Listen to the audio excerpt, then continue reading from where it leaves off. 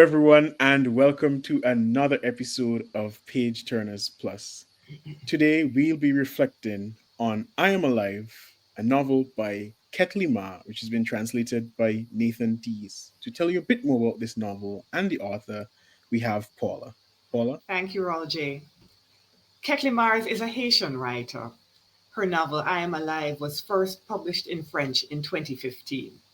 It was translated into English by Nathan Dies in 2022. This is a little novel that could. In 126 pages, it tackles mental illness, survivor's guilt, shame, class dynamics, and human sexuality. The reader is introduced to a complex family, most of them living in a family complex where they are largely insulated from the fallout of the 12 Janvier earthquake crisis. The story is built around the homecoming of the family's eldest son and brother, Alexandre, who has been confined to a mental health care home for 40 years. The family is forced to take him home because the foundation of the care home has been undermined by the earthquake and the cholera crisis has broken out. Alexandre's homecoming provokes a reckoning which the family, having avoided it for 40 years, feels unprepared to confront. Thank you very much, Paula. So, as you mentioned, this was quite a short novel, but the author's foreword told quite a story even before the main part began. So, the author's foreword suggests that Alexandre's mental illness is a central concern of the novel. Is it? I would say yes, it was a central concern of the novel, but it wasn't the only concern. And I think that the author did a good job of balancing the other concerns. So it wasn't too much of just focusing on Alexandre. You got a lot of the political situation. You got the socio-economic situation as well in terms of her use of this particular family. So it was a lot more than just Alexandre's mental illness that was central, but there was a lot more on the periphery that supported that central concern of the novel. Yeah, I think it was a central concern, but I didn't think it was the central concern. Um, when I read it, I felt that the entire family, um, was featured.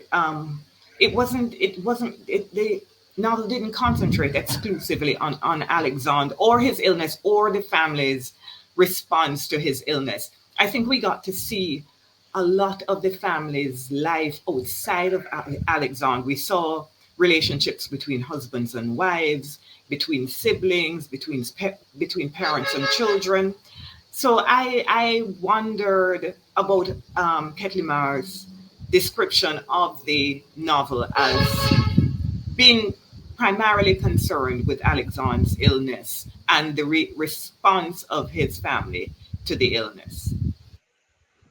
And I agree with both of you that it was it was central. It wasn't the only thing hovering in the center. I believe it catalyzed a lot of other issues in the novel about the family. Um, but to say that it focused on his mental illness per se, um, yes, that ran through, but I didn't think it was a necessarily the central focus. And now that I'm thinking about it, if I had to say what the central focus was, I perhaps would maybe offer that it's about the family itself and their relationships with each other.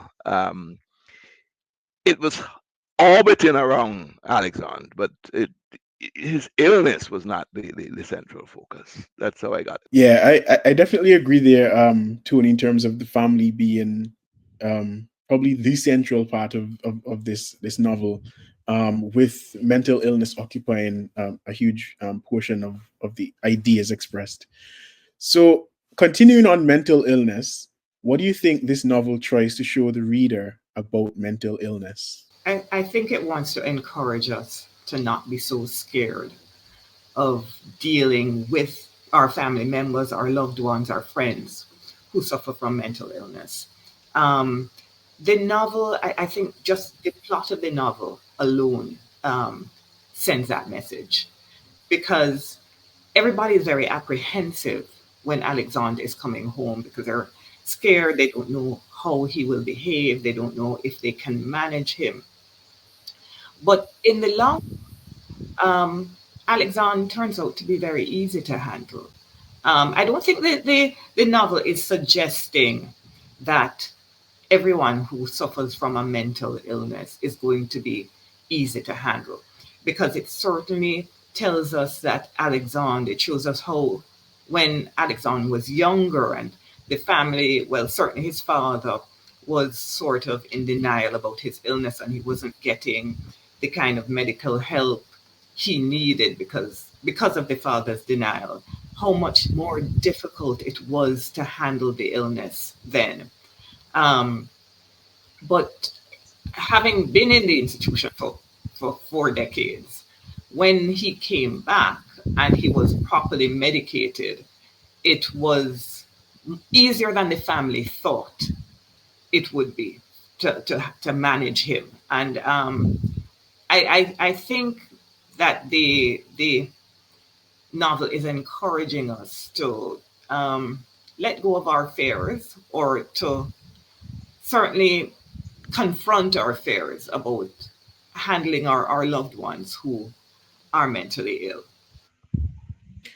I definitely agree that it's speaking to letting go of fears because this wasn't a family member. But I guess you could consider him a family member because they were quite central to the family. But the first caretaker, Ecclesiast, I think his name was, when he was absolutely petrified of Mm, Alexandre, even though he did nothing. He was just scared of him just because of his idea of what he thought would happen. And then that was contrasted with the other caretakers who gossiped around Alexandre, watched felt TV with comfortable him. around him. Yes. Exactly, so I think that was Yeah. showing that it's a lot about perception. Yeah. And if you think of it as, if you go into it thinking that something terrible is going to happen, you're always going to be scared. But if you approach it that, okay, this is someone who needs help, who has gotten help, and needs continuous support around them, then it Yeah. will be a And lot even easier. even Nora, Yeah. who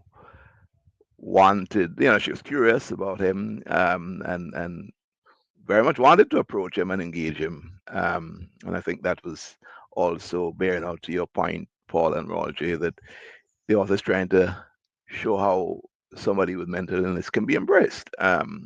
You know, but I think as well the 4 decades is part of the trauma. I mean, this is somebody who perhaps the family forgot, not forgot, but um, didn't know what to expect after him being confined or institutionalized, better word, for 4 decades, and they were carrying on their lives now without him. He wasn't a part of their everyday reality, and suddenly brought about by this traumatic event.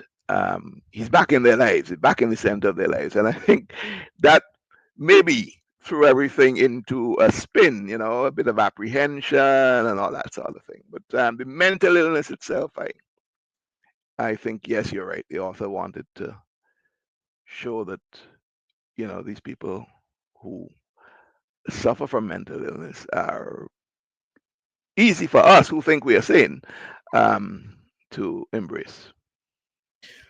One other thing I thought about is not necessarily directly about mental illness, but I think she was using that also as a way to encourage people for family members to not keep so many secrets and to speak to each other more honestly. Especially the youngest daughter really was not aware of anything she didn't have the truth of what had really happened with her brother. And there were a lot of things that I think, like, if she had known and at a younger age, that she might have handled certain things differently. So I think she was also trying to say, we need to talk about it, and let the family members really understand, what exactly is happening. And another aspect of the whole managing mental illness that the novel addresses is the shame, because when we have loved ones who are mentally ill, generally we are ashamed of it and we don't want anyone to know. And she shows us that the family grappling with the whole issue of shame. um, and you remember Gabrielle, another child, when Gabrielle was a child, another child teased her about it. And then even within the family, there's this rivalry between Sophia and Marilyn. And at one point, Sophia says, she's the one with the crazy brother. She's the one who she had something to be ashamed of. Um, the fact is that shame is one of the ways in which we respond to mental illness. And I have an aunt who once told me, um, mental illness, you have to think about it like you think about heart disease, or one of the chronic diseases that are common, like diabetes or hypertension. We're not ashamed of our family members who have diabetes or hypertension. Mental illness is just an illness like those. So that is how we should approach it. And I never forgot it. She told me that, and I never forgot it. Having said that, though, Paula, I find that we're speaking about illness in general. When somebody has a terminal illness, um, my experience is that families tend to want to sort of keep that very, very private, especially if it's cancer. It's like we can't let others know. Um, Tony's ill, but it's this big secret, and I don't know if that's shame. I don't know what that is, but there's definitely something there around illness in general, especially if it's leading to that terminal state. Um, so I mean that's an aside, but and let me not throw you off your axis, Roger. But I just thought that you mentioning the acceptance of hypertension and diabetes, but we don't accept AIDS in the same way, right? And I suppose AIDS and mental illness, those things are taboo, right? Um, so yeah.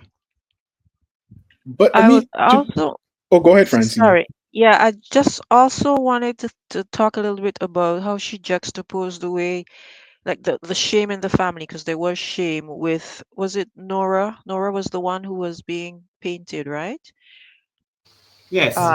Right, and the way she talked about it, because she talked about the fact that, like, when Marianne was talking to her about Alexandre and telling her, and she was like, "Oh no, but it's fine because I have this cousin or this uncle. It's fine. I've seen these things before." And I found it was interesting the way that she juxtaposed how this bourgeoisie family reacted to that, as opposed to Nora, who came from Yeah, that's a less good point. favorable circumstances. So I thought that was an That's a interesting, good point. yeah. The shame level goes up a few notches depending on your Right. social standing. Yes, exactly. Yeah. Yeah. They sent him away for 40 years, and he only came home because of the circumstances that they were closing down the facility, etc. So that showed the level of shame in the family. I So don't know that it's necessarily they left him there because of the shame. They had no reason to believe that they could manage him. Yeah, I think it's management. I think they didn't think they could manage him. Yeah. that's true. So we've been talking about a lot of the characters. We've mentioned Nora, Ecclesiast, Alexandre. How do you feel about the fact that you have to figure out which character is speaking in this novel? I had a hard time with it when on my first reading. Um, I found it confusing. When I read it the second time, though, after I'd read a few sentences, it was easy for me to identify who was speaking. So I don't know. I mean, I'm probably the only one who read it twice. I don't know how the rest of you felt. How easy or hard it was for you to identify who was speaking. I actually appreciated the way that she did that. The fact that at first you're like, wait, who's this? And then she always gave you a clue. She always wrote something that allowed you to figure out who it was that that was speaking. And I thought it was extremely clever. I actually enjoyed it. It was almost like having to solve a puzzle while I was reading. So I thought it was great. I also thought of it as a puzzle. So it's interesting that Francine used that word, and I did enjoy trying to figure out who was speaking eventually. Yeah, and that's the point I was going to endorse. I actually, yes, it was quite noticeable that it was almost, to me, deliberate, right? I think we agree. But I enjoyed the having to get the context. That's how I solved the puzzle. I had to grasp the context in which the person was narrating, and then I said, okay, this could only be her or him, right? So yeah, it was a little nice little intrigue. And in a way, I thought she was showing us that the characters aren't very different. They might think they are, but they have very similar interactions with Alexandre. They have very similar ideas of family life, and I think she juxtaposed that well with the whole courtyard living and everyone living around the courtyard, and even the way the household staff, if I could call them that, the members of the household staff interacted, and when they got the opportunity to speak, it they were basically members of the family. You couldn't really differentiate that this isn't a sibling or whatever. So I think she was showing us that they were very similar, although in terms of the social strata, they were very different. One of the things she was doing as well was um, the mother. At one time, the mother would be her first name, and then the next time she would be, referred to as the mother, right? Um, and I was wondering about that too. I was wondering what was that technique? What was that tool being used there? Alexandre always called his mother by her first name. It was um, it was just their thing. Hmm. I think it also spoke to the intimacy between Alexander and his mother. And the novel did say that the family wouldn't have accepted the other children calling her Eliane. But Right. because Alexander was a special boy, he got to call her that because Okay. it was just his affectionate name for her. Hmm. So we've spoken a lot about the family dynamic. Would you say that this family was extraordinary? And of course, you could put this in the context of other books that we've read, or what you think of what the family structure would or should be like. I was impressed by how ordinary the family was. That was how it struck me. That these people were just like my family, every other family I knew. And I think that was intentional. We can speak to when we speak to the author, we can ask her. But I think she, I don't know if she was making a political point, but I received it that way because, so many times when we read about Haiti, when we see Haiti on television, it's almost as if it's this other world where everything is terrible and there is no light and the people are not like us.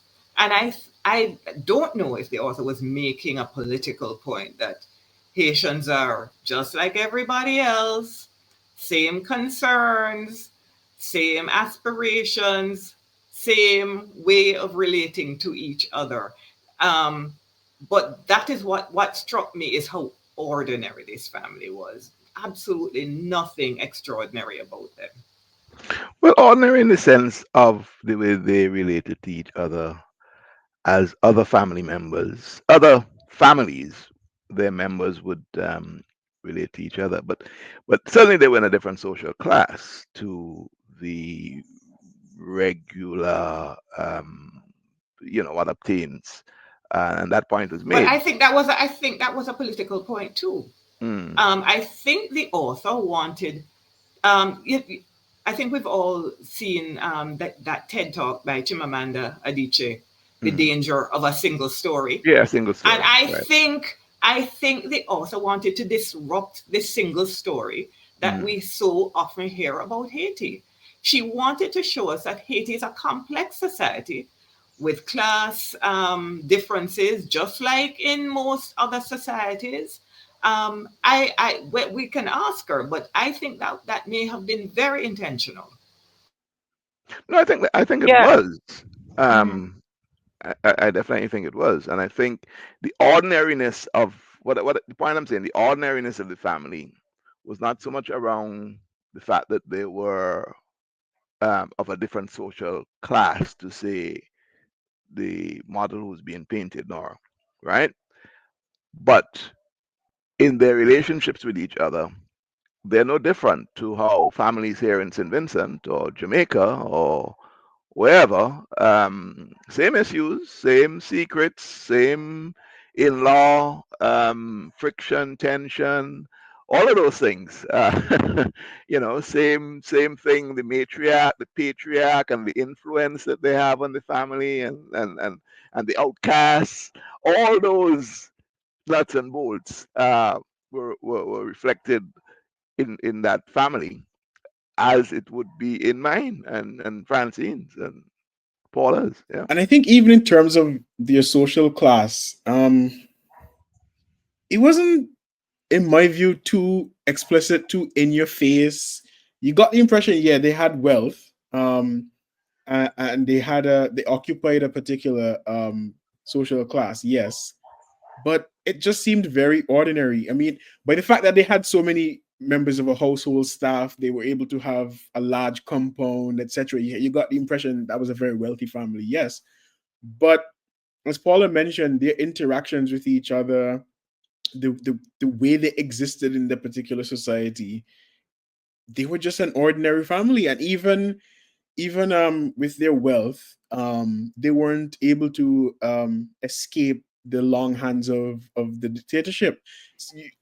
It just gave very ordinary vibes in my view. And it did allude to that taboo, because there are some taboos in the novel, but it did allude to the one of incest too. You were there guessing at one point with that relationship between the brother and the sister, the mentally ill brother and the sister, and so so she really did do some work on pulling out those issues that supposedly wealthier families are immune to, but they're not.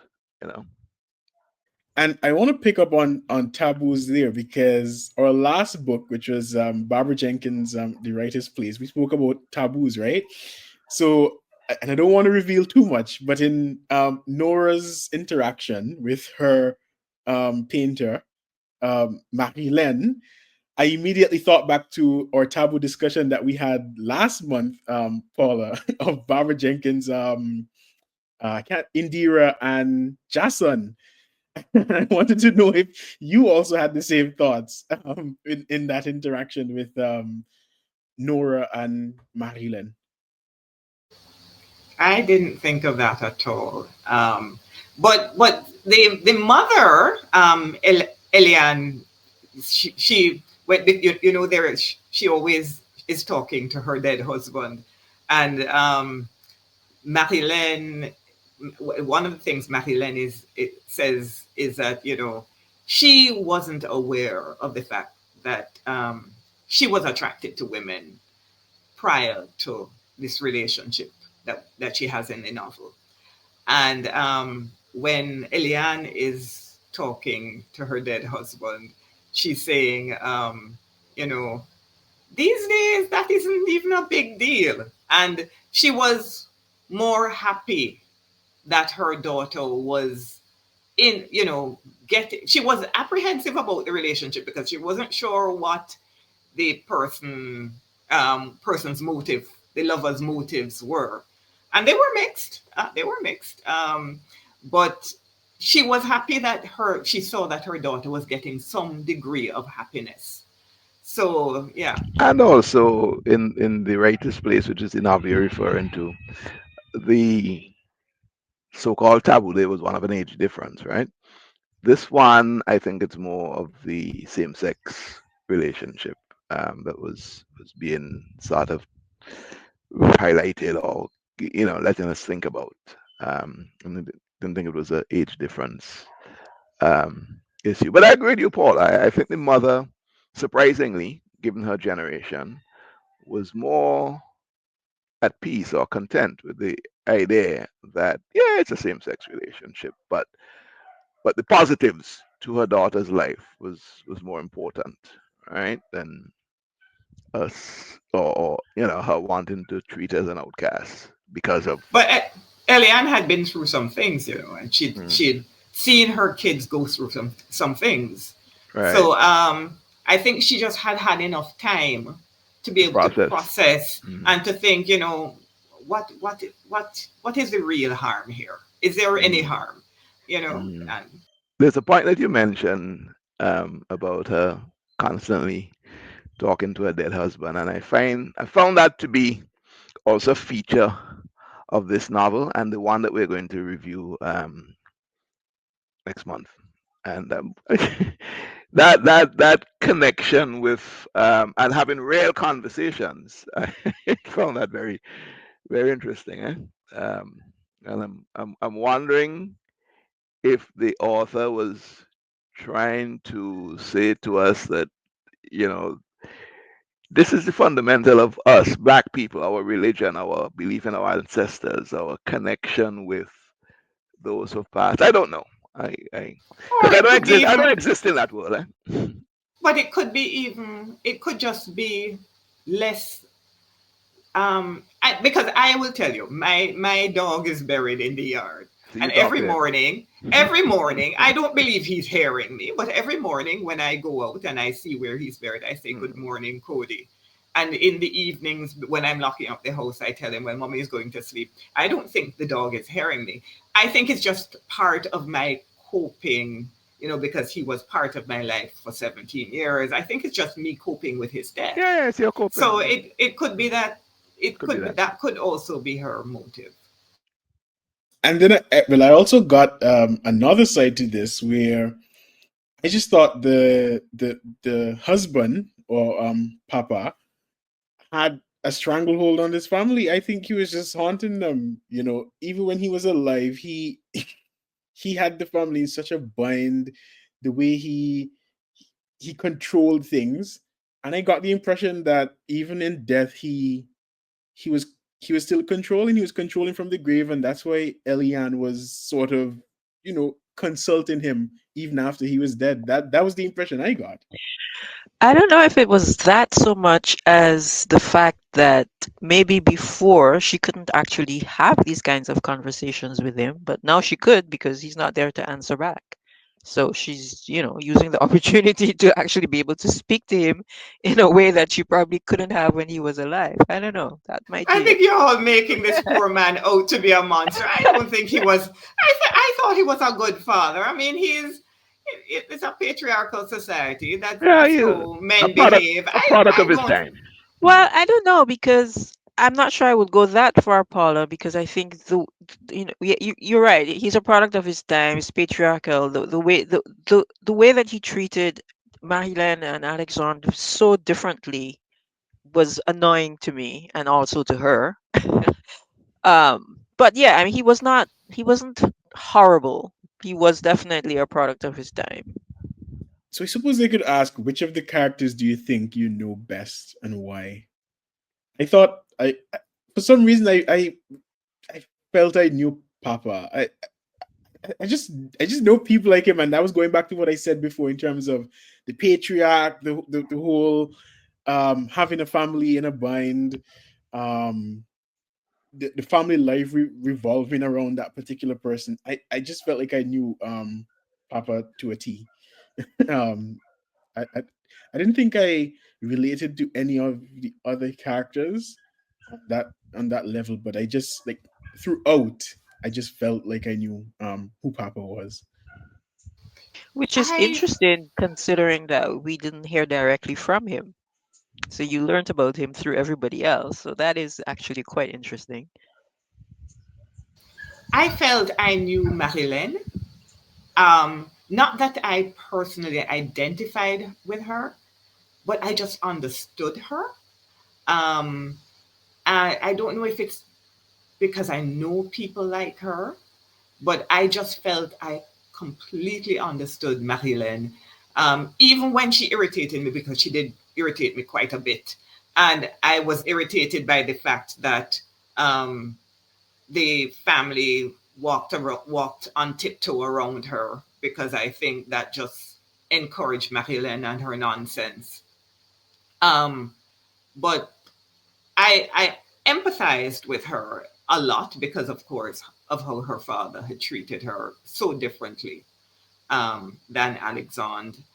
Um, I also empathized with her wanting to set her own course and resist the confines that her father built around her, wanting to resist the confines of her father's idea of how women should behave, etc.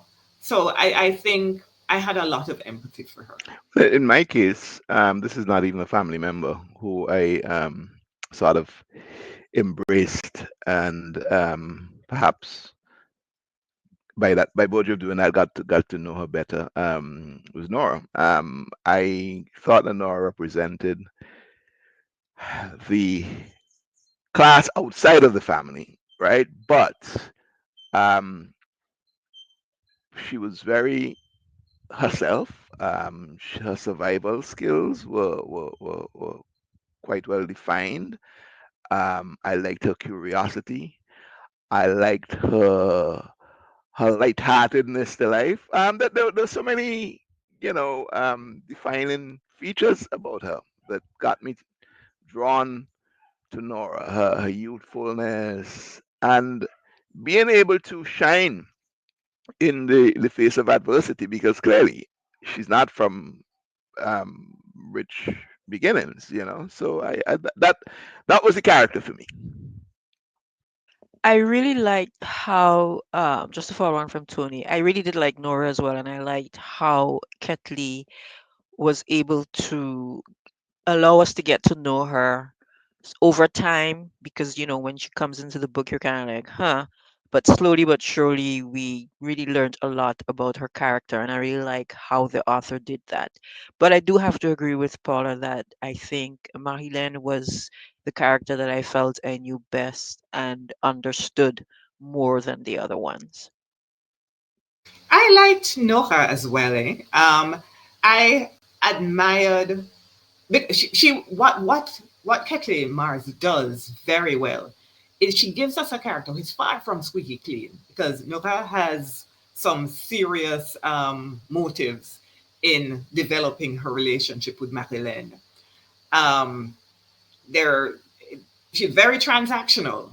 Yeah, Um, and that's the survival part of yes, of course, Mm. but she is not. She's transactional, but she is not a predator.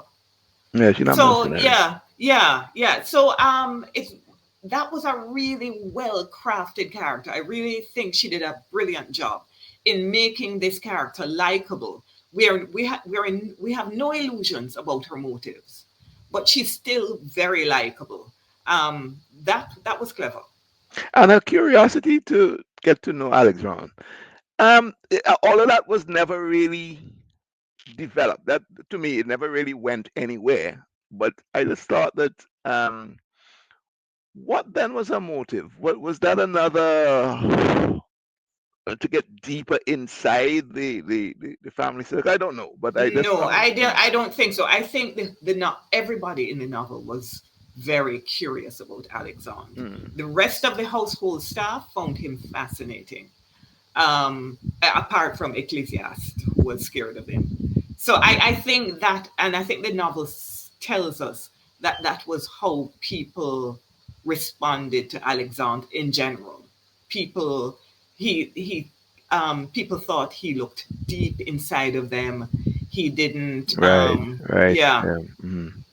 Yeah, I remember the stare and the looks. They every Yeah, you and could there was describe, this yeah, how this they whole felt when they looked at him, when he looked hmm at them. Yeah, this whole thing about him being able to he's talk without speaking. yeah. I think it was Well, might have been Nora that yeah, the yeah. intensity of his look did Right. all Yeah. the speaking. Yeah, hmm So we think that Nora is a very likable character, but Livia thinks Nora is a tramp, and Nora thinks that Livia is jealous.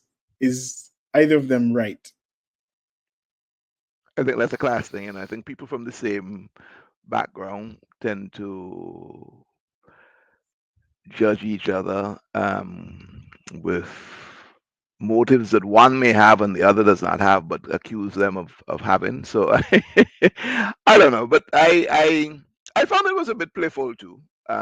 I don't think it the tension between them was got to any level of intensity. Um, but certainly the author was um, again deliberate in, in taking two people of similar, because Lavi was the helper, was a helper, right? So people of similar background. Um, I don't want to say sparring against each other, but coming into some character conflicts. But Livia also is of a different generation. Um, and Livia accepted the class difference. And she aspired for more for her children. But for Hmm. herself, she accepted the class difference. And she thought she was educating her children to get out of poverty. And she kind of scorned people like Noha who would use her body um, to escape poverty. So I think it's there's an element of religion because she is Catholic, Olivia is Catholic. There's also an element of just the age difference. They come from different generations. Um, so I think that that accounted for that tension. That definitely was at play. Was Livia jealous of Nora? I don't think so. I don't think there's anything to suggest Livia was jealous of her. She just disapproved of her. I thought it was also a bit of affinity, and in terms of Livia's affinity to the family, because household staff tend to become so closely attached to their employers that they think they're part of the family as well. So she might have seen Nora as an intruder, someone who's come and is trying to exploit this family. Yeah, an And opportunist. yeah, Yeah. exactly. That's what I saw it as. I saw it as Livia thinking, well, I'm a sibling too, and here is this young woman coming in to try to take advantage of my sister, quote unquote sister. That's how I saw it. And I think she thought that Nora was trying to, take advantage of all of them just based on the way that all of them reacted to her, to Nora. It wasn't just Marie-Laine, right? I mean, Livia could see that the brothers, even the brother-in-law, were attracted to Noha, and she felt protective of the family, I guess, which does tend to happen, as Rolji said, with someone who's been working for a family for that long. It's like, hey, this is my Hmm. family. Like, what are you doing here?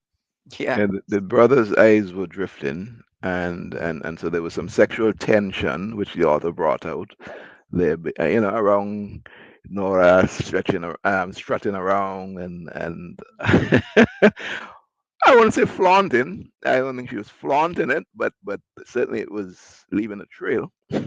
But I that's one of the things I admired about Nora.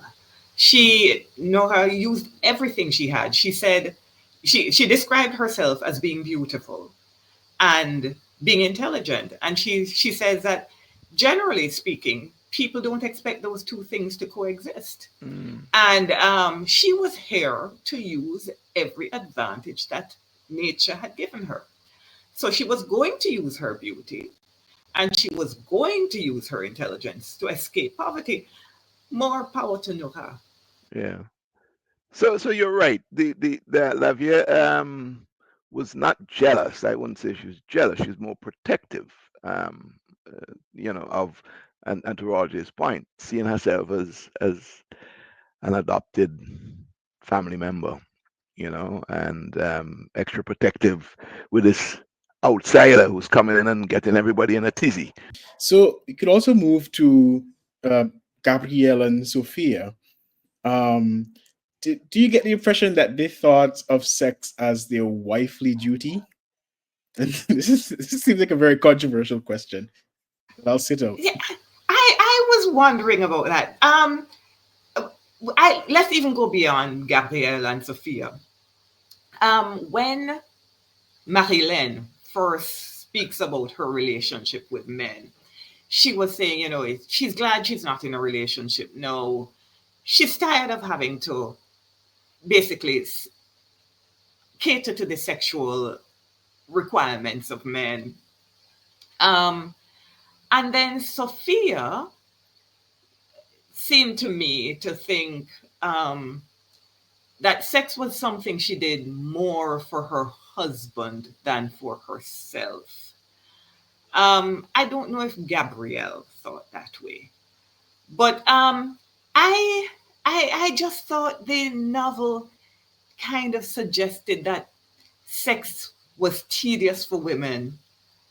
Well, sex with men was tedious for women, and it was a job they did just to keep the peace and to keep their husbands happy. I don't know if anyone else got that impression, but I did get that It's impression. funny that from the woman's perspective, right? And I remember there was a chapter in the book where one of the husbands, it was Sophia's husband, who was absolutely convinced that they both, him and his wife, both like to engage in the sexual act. It's almost like That was the brother. That was Gregoire. Gregoire. uh, He thought that Sophia enjoyed sex as much as he did. so was that a figment of his imagination then? Was it or you know, was he right? I don't know. I don't know. He could have been right, but it seemed to me that Because if he was right, then Sophia would not have seen that as a wifely duty. She was um, engaged in it because she enjoyed it as much but as he then did. there's a Mm. chapter where Sophia is like he's worried about Alexandre, so now he wants sex every night. I let Using him it as a have vent. sex every I let Mm. him have sex every night because I'm not getting divorced. So it that to me sounded like this was a burden. Um, Hmm. yes, I don't know. So we're almost out of time. So I guess we could do a sort of relation question. When you read this novel, did you think of Miriam Chauncey's "What Storm, What Thunder"? And if so, what were your thoughts? Initially, I I did. Initially, I did, but as it progressed, I actually thought more of Lionel Tuyo's Antoine Antoine de Gommier. Gomez. Yeah, I Mhm. actually got more of that as Ketley exposed a lot of the behind the scenes of this upper class family, this wealthy family. I got glimpses of that novel more than I did for What Storm, What Thunder. well, I thought of What Storm, What Thunder because, of course, Dewes was the catalyst. And then What Storm, What Thunder showed us mostly working class, the lives of working class people primarily. There was only one person, the one who lived in France, who was not working class. And I thought it was interesting to see how Dewes was devastating for people who had no financial security. But if you had financial security, it was inconvenient. And I imagine there were people with financial security who lost their homes, so it was devastating for them. But this family, it was just inconvenient. It wasn't devastating. And I thought it was interesting to see, to be able to look at dues from that perspective. It also showed how that earthquake dramatically changed lives because Alexandre would not be home had it not been for that. Right. Um, and so that earthquake was the reason, the causative agent that brought him back into their lives. But I didn't really, apart from the obvious, um, Right. the earthquake. I didn't like Paul. I felt that what Storm What Thunder dealt with ordinary, you know, Haitians, middle class. I don't like to describe people in class. You notice I struggle with that. I do struggle with it, but people who are not wealthy and don't have access to a lot of the means to recover from events like that, um, like the wealthier families, like this family, um, could have. But those were the only similarities to me. Right. Absolutely agree. Same, yes, it was set at the same time, but described very different strata of society and their responses to it. I mean, the earthquake in this one, it almost seemed like it was just incidental. They would make reference to things like, oh yes, there are tent camps all over the city, but it was almost like an afterthought. I did think a little bit though about village weavers, just simply from the point of view of the Mm. fact that we were talking about a wealthy family and those kind of family dynamics at that strata. So village weavers did come to mind a little bit as I was reading it. Didn't Nora live in one of those 10 camps? Yeah. She did. She did. Yeah. Right. All right, so that is all the time we have today. This was a lovely discussion as always. And the next time you see and hear from us, we'll be interviewing the author of this novel, Kettly Mars. Thank you for joining us and see you next time.